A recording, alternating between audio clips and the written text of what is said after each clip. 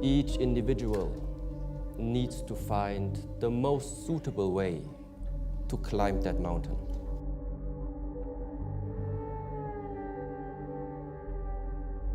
But secondly, there is information possible to be shared with words.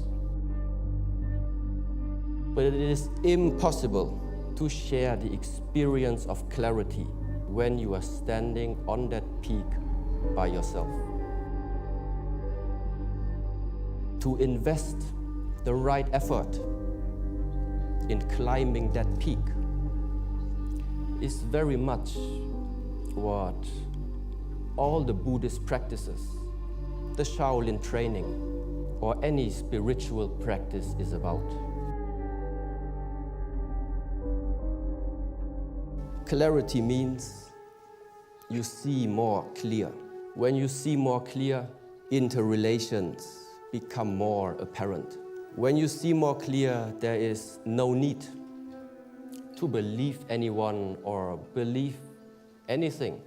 Seeing clear means you can distinguish for yourself which is the proper direction to take and which decisions do I have to make in order to make my goals or aspirations start to shape. Now at today's talk, you will have the chance to become inspired by quite a lot of different travelers. But in this particular talk, I can't and I won't tell you which way to go. It's just that along your personal journey, you will encounter challenges. Those challenges will either prevent you or some of them even stop you from moving on and climbing that mountain.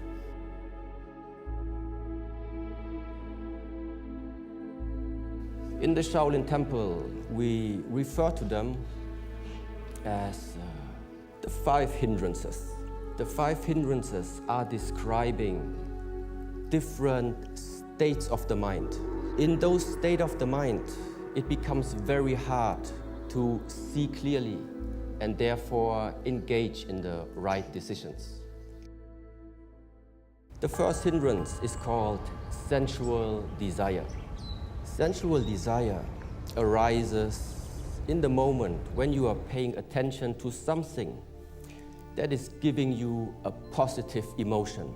This positive emotion can originate from 5 gates of your body: seeing, hearing, smelling, tasting, or feeling. So in your mind, you climb up that mountain. After 1 mile of walking, you discover a beautiful restaurant surrounded by beautiful people. You smell delicious food and the great variety of beverages. When you follow that temptation, you have already lost your track. When this temptation becomes so strong that you don't want to leave that place anymore, then the sensual desire has turned into an obsession. In both cases, remaining at that place means you can't get clarity. The second hindrance, ill will, describes a state of the mind that arises from negative emotions. In that state of the mind, you have an aversion, a rejection, or simply a dislike against either an object, a situation, or can be even a person. You are climbing the mountain and it starts to rain, but you don't like rain. You discover the roads are bumpy, but you don't like bumpy roads. In order to cross the river, you need to swim, but you don't like swimming. Whatever it is that you dislike, it won't make it a pleasant journey unless you learn to let go of this ill will. It's more likely even that you won't continue that journey. The third hindrance, originally translated as sloth and torpor. Sloth means it's the heaviness of the body. Torpor means it's the dullness of the mind. It is characterized by sleepiness, non-motivation, lack of energy, and oftentimes can manifest itself in a state of depression. Now, a simile used in Buddhism describes it as imprisonment. You find yourself locked in a cell. It becomes very hard to make any type of mental or physical effort. So, in order to continue your path, there is only one option left. You need to find a way to get out from that hole, from that cell. The fourth hindrance is called restlessness. It is the state of an unsettled mind. Settle where? Settle in the present moment. An unsettled mind either is worrying about the future or traveling into the past and rejecting, judging about an event that happened into your past. A simile used here is the monkey mind, constantly jumping from one branch to another, unable to stay for a too long time at the present moment. The problem is there is no time to see clearly anymore.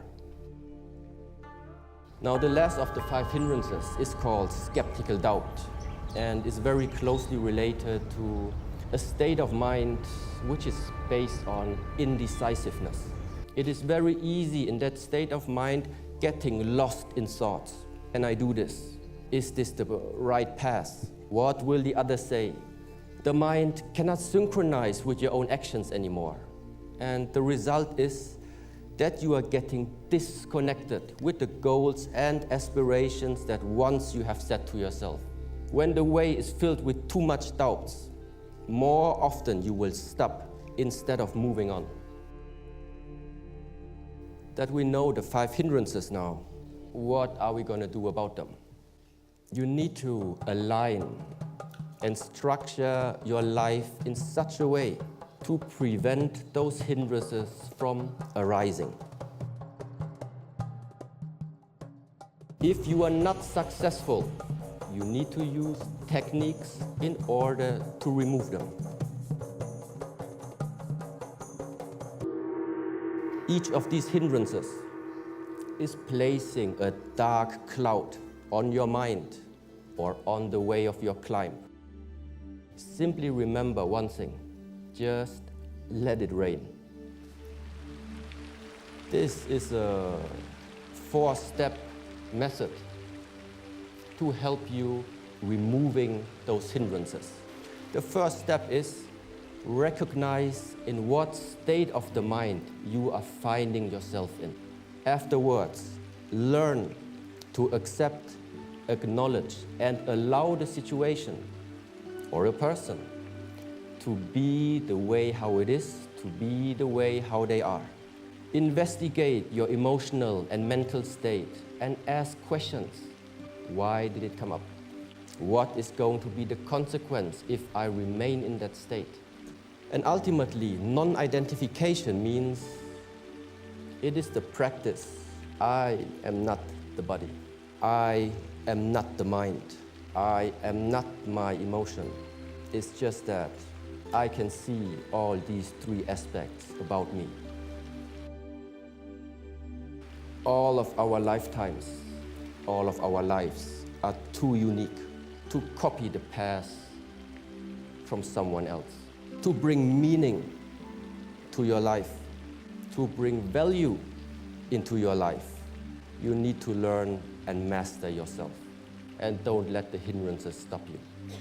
If any of you chooses to climb that path to clarity, I will be very happy to meet you at the peak.